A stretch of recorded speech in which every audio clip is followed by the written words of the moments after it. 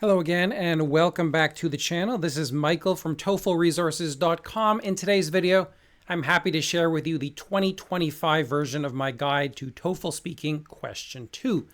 Let's get started by talking about the basics, like what you can expect to see and hear on test day. So first up, you're going to read a short announcement or letter about a change or a proposed change happening at a university. You'll have either 45 or 50 seconds to read it, depending on the exact length, but it should be about 100 words long. After that, you're going to listen to two students discussing the change. They'll have a conversation that goes for about 1 or 2 minutes.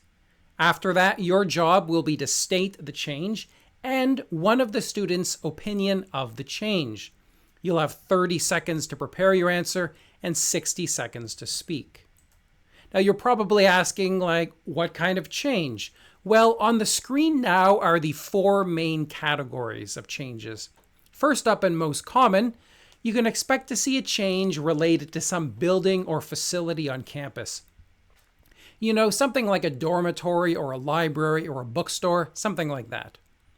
Or you might see a change related to some specific class or department. Or you might see a change related to transportation on campus, like a campus bus service or a bike share program or something like that. Finally, you might see a change related to some specific extracurricular activity, like a sport or a club. Now, this list is not exhaustive. You might get something I haven't mentioned here, but these are the 4 most common categories. All right, next up, let's take a look at a sample question. I think it's really important to pay careful attention to some good sample questions because ETS designs the question using the same structures and templates like almost every single week. And if you could understand how ETS makes the question, you'll have an easier time answering the question. So on the screen here is a letter. This is about a proposed change. You can tell it's about a proposed change because, as I said, it's in the form of a letter, and you can see even who wrote the letter down at the bottom. This time it's Adam Robinson, and he's writing a letter about ending library tours. So right off the bat, I want you to pay careful attention to the title because that's going to have a big hint about what the change actually is. After that, there's a few things I want you to watch for. First up, near the beginning of the reading, you're going to see what the actual change or proposed change is. In this case, he says that he proposes that campus tours for prospective students no longer include a visit to the university library. After that, he gives 2 reasons for this change, one after another.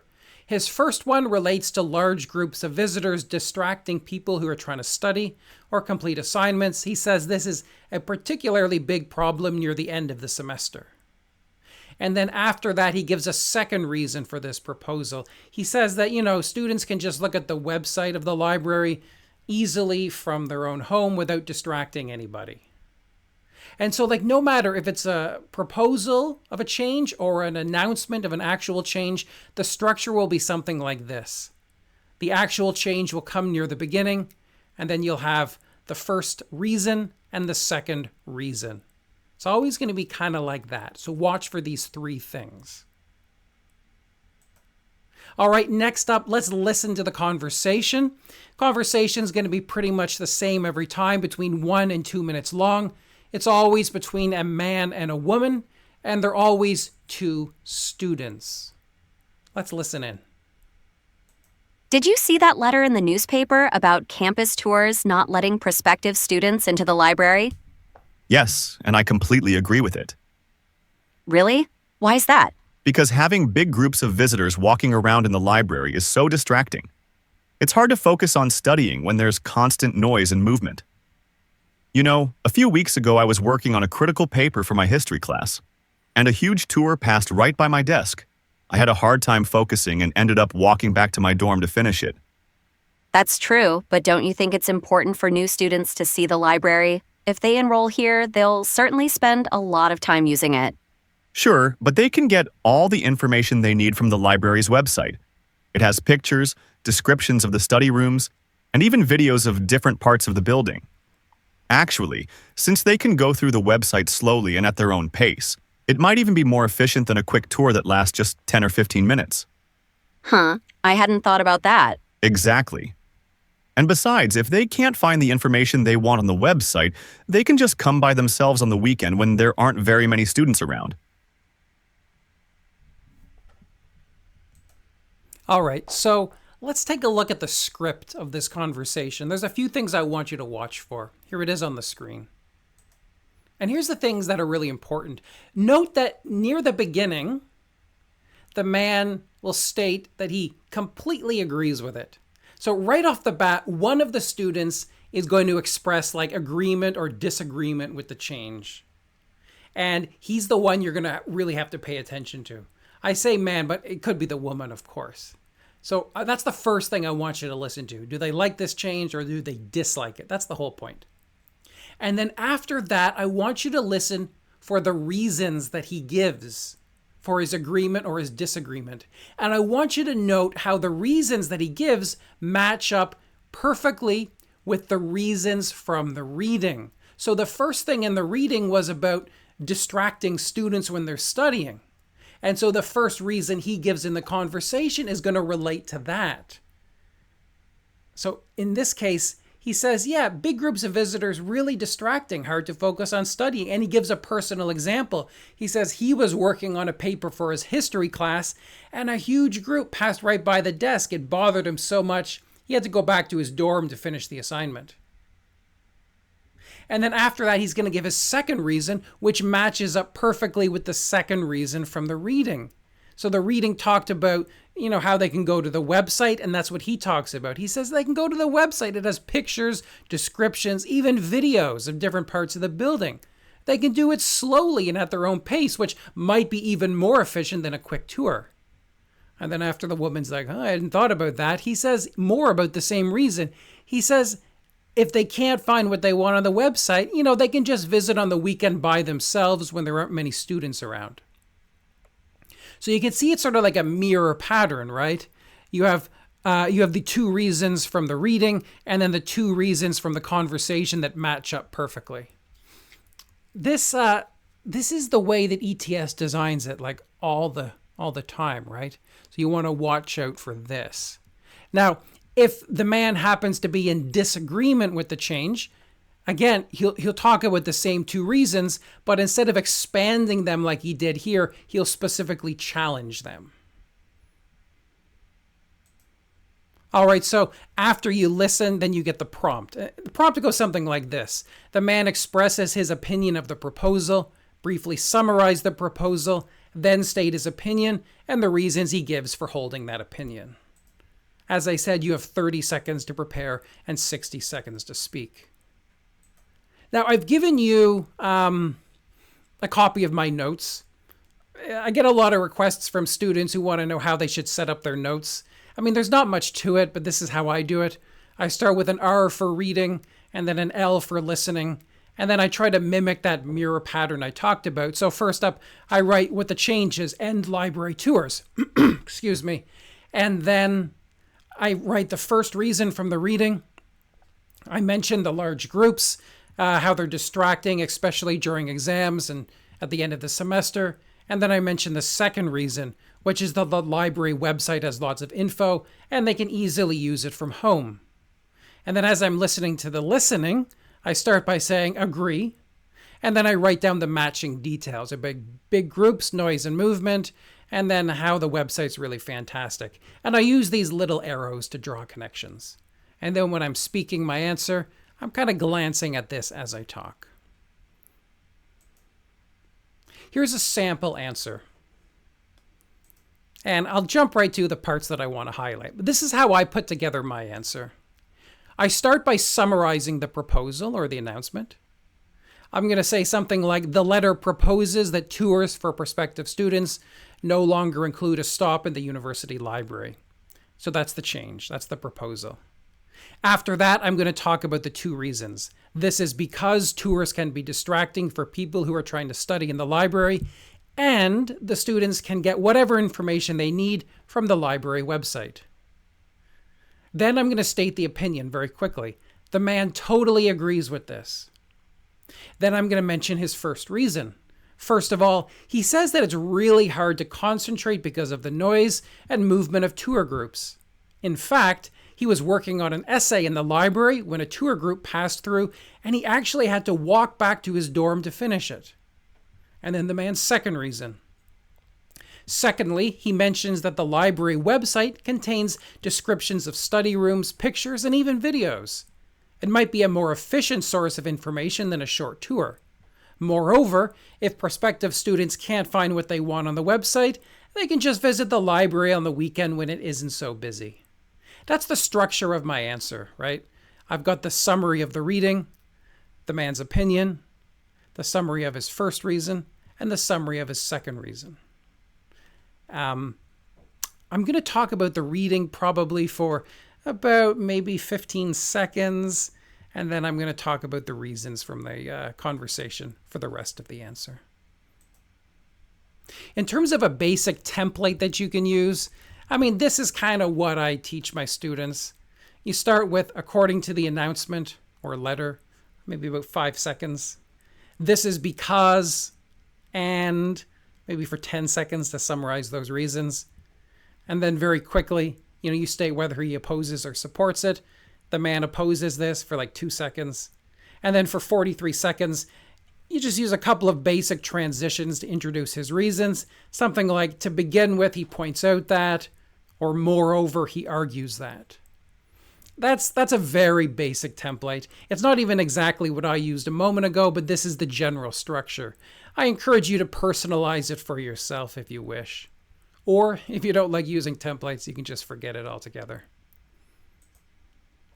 How are you graded in this task? Well, there's a few things that matter, both to the AI that ETS uses and the human grader. Here's the things I want to highlight. First of all, you're graded based on whether you have correct and complete details. Really important, right? You got to accurately summarize the change, the reasons for the change, the opinion, and the reasons the man gives for having that opinion. You're also graded based on your fluency, which relates to things like your speaking rate, the amount of pauses in your answer, like whether you're able to speak smoothly without pausing too much between words, and things like stumbles, whether you make mistakes, like I did just a moment ago.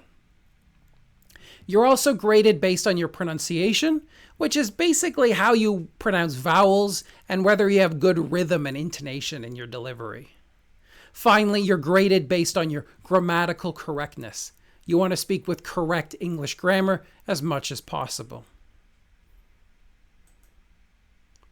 I'm going to conclude. Well, in a moment, I'm going to conclude by giving you another practice question, but I want to just give you a few general tips.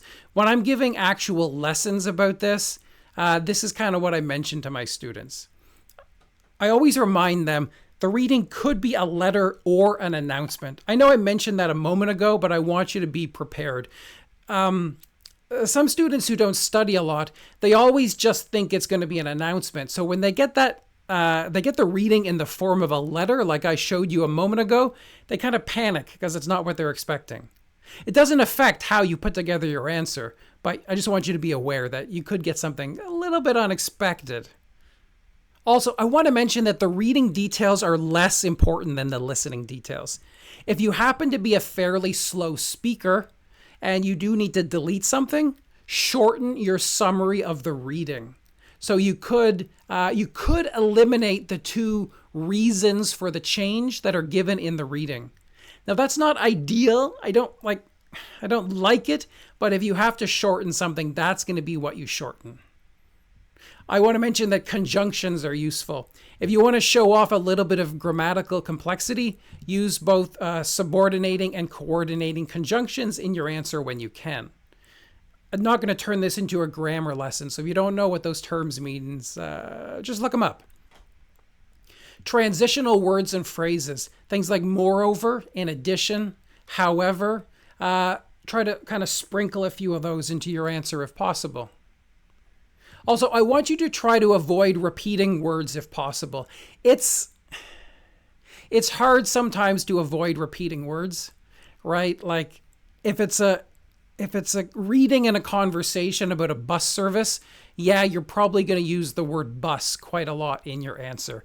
If it's something about the campus bookstore, you're probably going to use the word bookstore quite a lot. However, keep in mind that part of your score does come from the variety of words in your answer. So if you can avoid repeating words, that's a good thing. Finally, I want you to practice a lot. Don't do one practice question before test day. Don't do 5. Don't do 10. Do 20. Why not? There's a ton of good practice questions out there. I'm going to link to some in the video description. I want you to use them all. That's what I find. Like, even if a student's kind of low level, if they practice and practice and practice, they can get really good at this. So keep that in mind. All right, so I'm going to wrap this up with another practice question. This one is from my friend Josh McPherson from TST Prep. I'm sure you've seen a bunch of his videos. He was kind enough to donate one for the cause. If you want more of his stuff, I will put a link in the video description down below where you can purchase like a big package of tests from him. And I'm going to give you a exclusive coupon code that you can use to get a discount on them. So, this one's about replacing dormitory kitchens with study rooms. I'm going to get you to pause the video yourself for 45 seconds. I don't want to run it. Just pause it for 45 seconds. Take that time to read the article here and then come back and you can listen to the conversation. All right, so welcome back, I guess. And here is the conversation. Hey, did you hear they're getting rid of the kitchens in the dorms? Yeah, I heard. I think it makes sense. Nobody really uses them much anyway. That's not exactly true.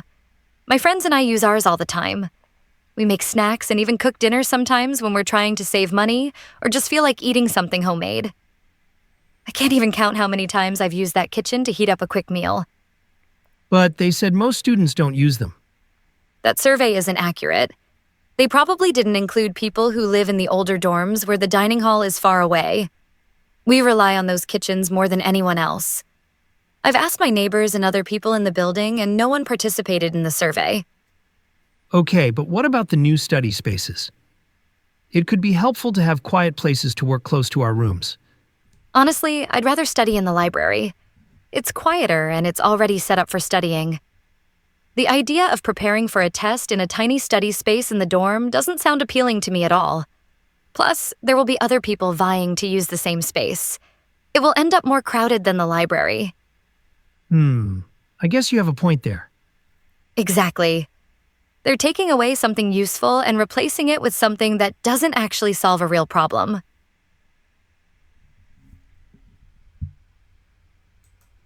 All right, so the question is, the woman expresses her opinion of the change, briefly summarize the change, then state her opinion and the reasons she gives for holding that opinion. All right, I'm going to wrap it up with that, but if you want to see more of my stuff, you can just go to TOEFLresources.com.